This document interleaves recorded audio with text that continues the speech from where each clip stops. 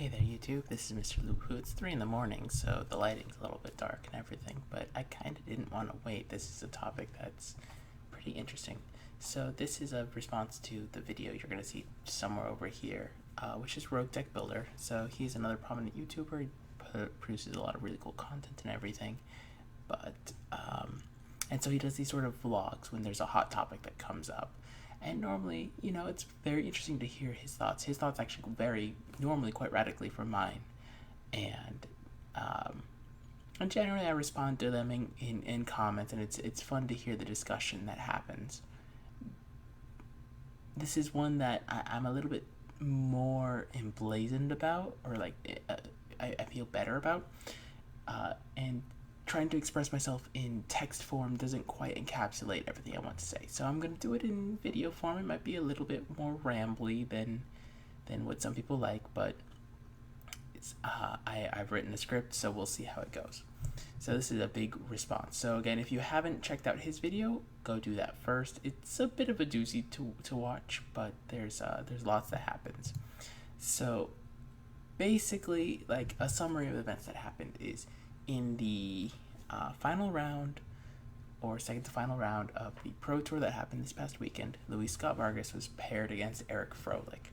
Now, Luis Scott Vargas was already locked for gold and had nothing else to gain, and Eric Froelich was in the Player of the Year race. And Luis Scott Vargas conceded to Eric Froelich, his friend, so that Eric Froelich would have an advantage in the Player of the Year race. Ultimately, it didn't matter because someone else passed Efro in the end, but this sort of intentional concession is what is the basis for this whole video and all the video that Kevin made. Anyway, let's start with my response. So first, he covered the topic of collusion, and that is a word that you must be very, very delicate to use. You throw it around pretty willy-nilly, and as a judge, you have, I'm far more conservative with my usage of it because it's very explicit in the rules. You give an example of when someone is offering someone in exchange for a match result.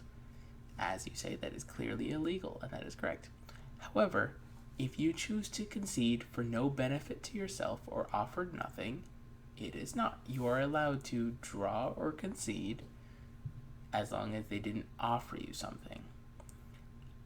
And what you do is you just throw around the word collusion. It's kind of a big deal. I highly, highly recommend, if you guys want to check out the IPG, the infraction procedure guide, and the rules that cover collusion.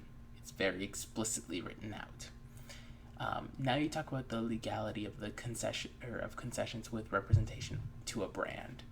I think that is like looking a little bit too deep into the issue. I think that the thoughts of friendship and camaraderie were more important than, if Efro wins, Channel Fireball has a Player of the Year on the roster. And now you talk about the spirit of competition, and while there are some things that you feel that it's a little bit unique to everyone, to you, very clearly, it comes across that you are one about earning every win, every play, every action that and reward that goes with it must be earned, and that is something I very much respect. However, for me personally, there's also camaraderie and sportsmanship among friends. Magic the Gathering is a social game, and if I personally have nothing to gain, but if someone that I may have traveled with, someone I may have play tested with, someone I have, become friends with, and if they have something to gain, I will concede to them, and I have done this in the past. I have also, if I've been paired against someone that perhaps I don't know, and I have to, they got paired up and I got paired down, and if I conceded, they were locked for top 8 and I was already locked. This happened actually in the PPTQ. I did not concede because I did not know them, and I didn't need to. But think of it this way. Let's say you're playing with a friend, You are statistically eliminated from top 8. Your friend with a win is.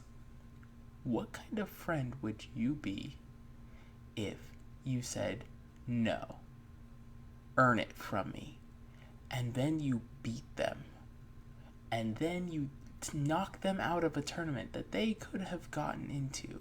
They would still need to earn their way to the win in top 8, but you stop them. Like, on the small scale, it's probably not that big of a deal. But imagine if you said, no, I don't want you, one of my closest friends for years, to win Player of the Year, something you have strived for your entire Magic career, something you've worked the last 12 months, and I'm going to try and take that away from you. That is some friendship ending stuff right there.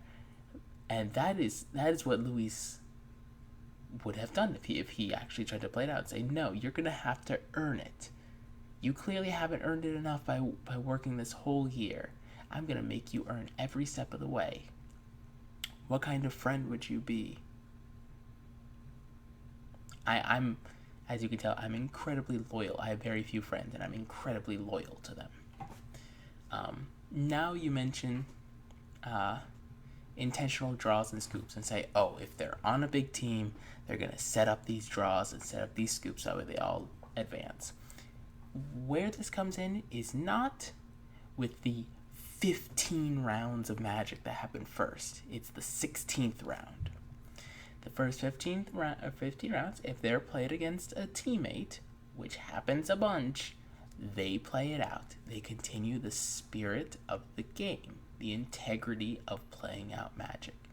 When you get to the finals, or the final round specifically, if you have nothing to gain but someone else does, what's to stop you from being, a nice person? And we'll cover that later. There's a particular very nice person on the Pro Tour that I have a mad amount of respect for what they've done. But then you go on to say that the individual has less of a chance because of these large teams and how they're getting bigger and that they can set up the finals and everything like that.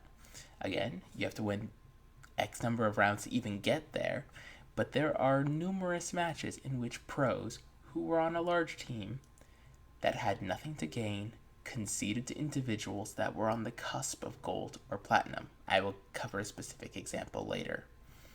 But there are multiple examples where, people in the Hall of Fame, nothing to gain, right? Prize breakdowns, they're not going to make any more money from it, but someone else is playing for everything. Being a good person in a social game is a great way to, be a nice person. You don't have to be Dream Crusher all the time. Then you go back to talking about sponsors and mention that because if a player wins an award and they're on the team, it looks good for the sponsor, which technically, yes, that's true. But they recall that they test as a team.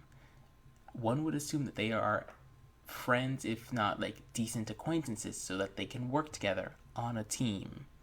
And you say that because having a Player of the Year is worth money to a brand and therefore ethically and morally wrong. I think there's a jump there, and I think you're overthinking this.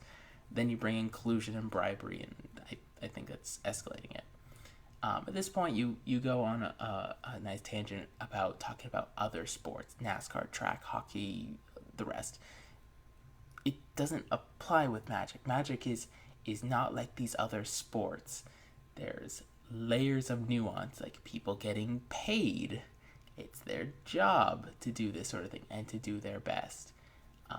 You're trying to compare Magic with other sports, and it's like apples and oranges. Probably more like, I don't know, apples to milk. Like it's such a discrete difference that you can't really compare. Anyway, so then you mentioned very, very lately about a possible solution and say, oh, Wizards needs to address this. This is a big deal. Your possible solution's impossible to implement. And this is like the biggest issue I have when you give your opinion videos. You always talk about changing the rules, But anytime you have a solution, it's either unfeasible or your solution's worse than what's currently implemented. There are a lot of nuances in the actual rules, and way smarter people than I have thought this through. That there's a reason the rules are written by very, very, very smart people. Now you bring in some personal examples. So, you mentioned your LGS, and I can understand you being upset if two friends, are gaming the system so they can get more prizes. That's a thing. That I don't have a true solution to. I didn't claim to hold all the solutions. I can understand that it irritates you and influences your opinion on the matter, but that's a thing. What was more interesting was when you scale it up to the PTQ level. So you go from FNM to PTQ, and you make a big jump there, and there's a lot that's missed. FNM is a regular REL event. PTQ is a competitive REL. The stakes are higher, and things are vastly different. It's you still, when you make top 8, there's different ways to do it. Now, one of the things that when you make top 8, let's say there's a cash prize, right? You are always given the option to split the prizes when you make it to the top. You all anonymously vote, and if all players agree, the prizes are split equally, and then you can play for the trophy.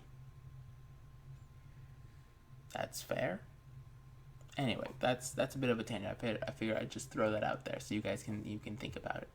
But then you mentioned that PTQs used to allow people that were on the Pro Tour but wasn't allowed because they would dream crush and then concede so their friends can make top 8.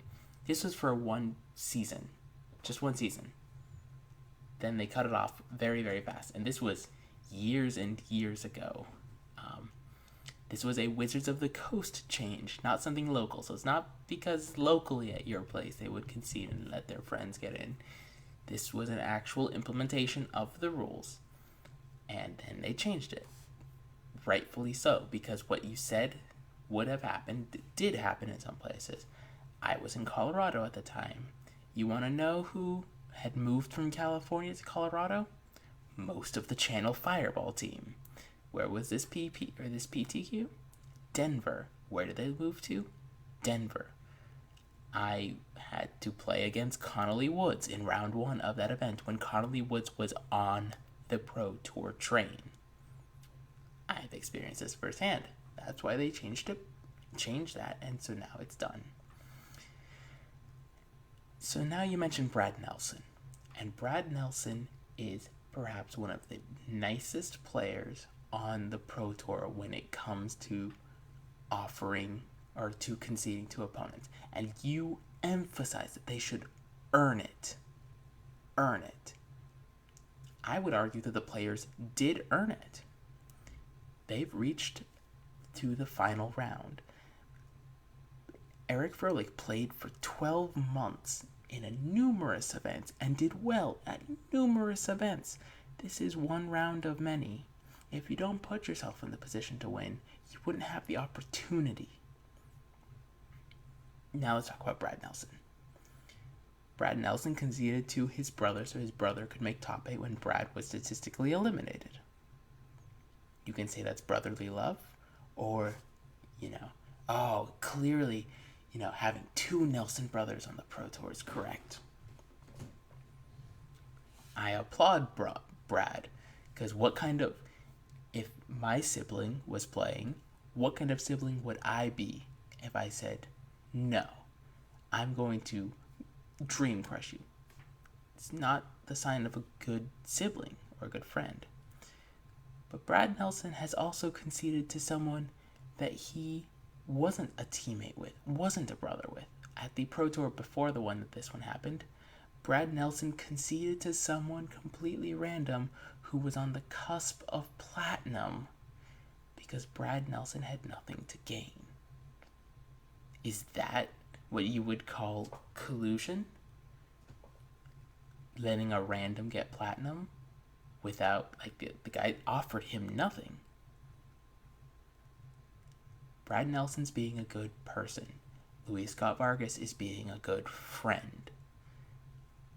What kind of friend and teammate would you be if you did not support your friends and your teammates? That's my argument in all of this. And it's hard because it's easy to complain in any issue in life. It's normally very easy to complain about what's wrong, and it's very hard to offer a real solution to the problem. And that's why it's fascinating the way everyone on social media are so quick to pick their flaming torches and their pitchforks, is because it's easy to get mad about a player conceding to a friend, or a player taking a foil, a $400 card in an event, and the integrity of the game. It's easy to get mad. It's hard to be sensible. Sensible is actually not the right word, because a lot of these arguments are very well reasoned, but it's hard to be let's go with I don't want to say subtle, because subtle isn't the right word either. It's hard to be critically thinking. You can tell it's early in the morning, and my vocabulary escapes me sometimes. But this is kind of what I'm bringing up, is I have conceded to teammates so they can make top 8. I have not conceded to non-teammates so my teammates can make top 8. I have had teammates dream crush me and try and knock me out of top 8. I've been on ends of this, and yes, it's different being at the PTQ level versus the Pro Tour level. But it's interesting how often there actually are these sort of concessions in the final round. They happen all the time. There are huge numbers of intentional draws and concessions in the final rounds of Pro Tours. Huge numbers of them. So, this is the thing. It's the way the system is. And I have yet to find it's hard to offer a solution to a system of this kind. Anyway, I hope you guys enjoyed my rant. Again, if you guys want to see Kevin's rants, they're pretty entertaining when he goes off on them. And thank you guys all for watching. I apologize for making this wordy. I do enjoy hearing myself talk. And I did write up a script for this one, and stuff happened. Thank you guys all for watching, and I'll see you guys next time.